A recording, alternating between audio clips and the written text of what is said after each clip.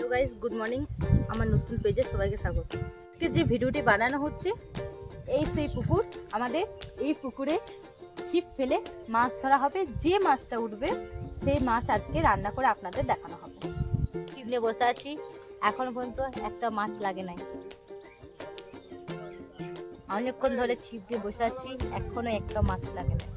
দেশি মাগুর মাছ পেয়ে গেছি, এতক্ষণ পর লেগেছে একটা। দেশি মাগুর তো এটা? হ্যাঁ, এটা দেশি মাগুর বেটে তো। আচ্ছা জি। দেখুন, এই মাত্র এই দেশি মাগুর মাছটা ধরে নিলাম। আজকে এই মাছটা রান্না করে দেখাবো। মাছটা এরপর গোল গোল করে পিস করে কেটে নেব। মাছগুলো পিস করা হয়ে গেছে, এরপর ধুয়ে নেব। জিরে, রসুন, শুকনো লঙ্কা একসাথে বেটে নেব।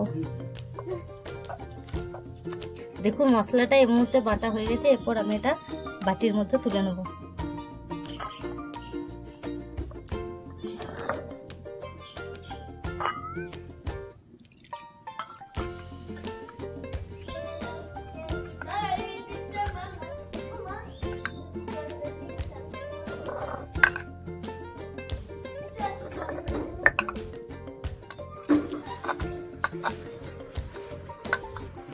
মাছটার মধ্যে নুন, হলুদ, তেল, বাটা মশলাটা মাখিয়ে নিচ্ছি।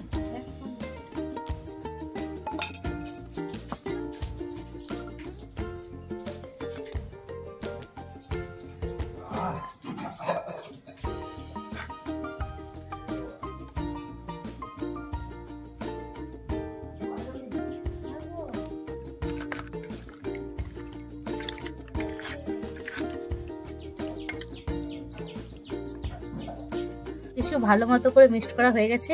এবার কিছুক্ষণের জন্য সাইড করে রেখে দেবো। কড়াই গরম হয়ে গেছে, এরপর তেলটা দিয়ে দিলাম। এরপর তার মধ্যে গোটা গরম মশলা, গোটা দারচিনি, গোটা লবঙ্গ দিয়ে দিলাম।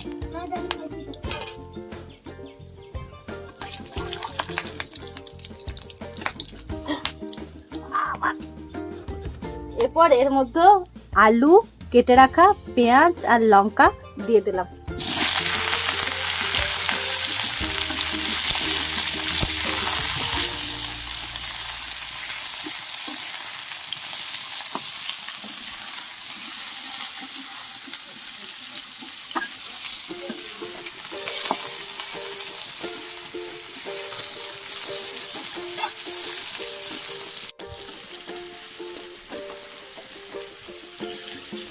আলুটা, পেঁয়াজটা ভাজা ভাজা হয়ে গেছে। এরপরে মাছটা দিয়ে দেবো আর মশলা বাটা জলটা দিয়ে দেবো।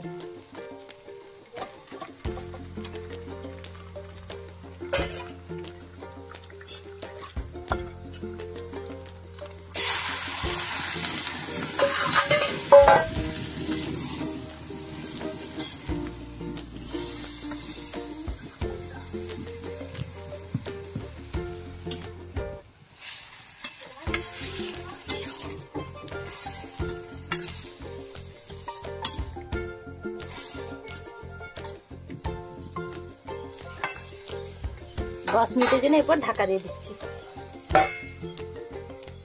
10 মিনিট হয়ে গেছে, এরপর ঢাকাটা খুলবো। আলুটা সেদ্ধ হয়ে গেছে, তার মানে মাছটাও সেদ্ধ হয়ে গেছে। এরপর এটাকে নামাবো। দেখুন, আলুটা সেদ্ধ হয়ে গেছে।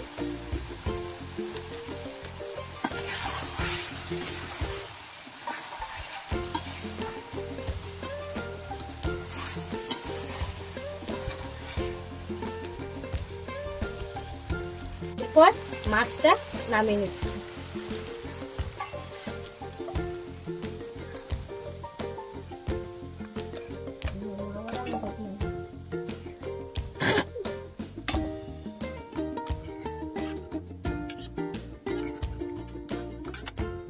দারুণ কালারটা হয়েছে রে,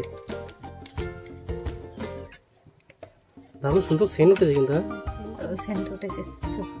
আমি যেরকম করে বানালাম, আপনারা এরকম করে বানিয়ে দেখবেন এবং খেয়েও দেখবেন, খুবই সুন্দর হয়।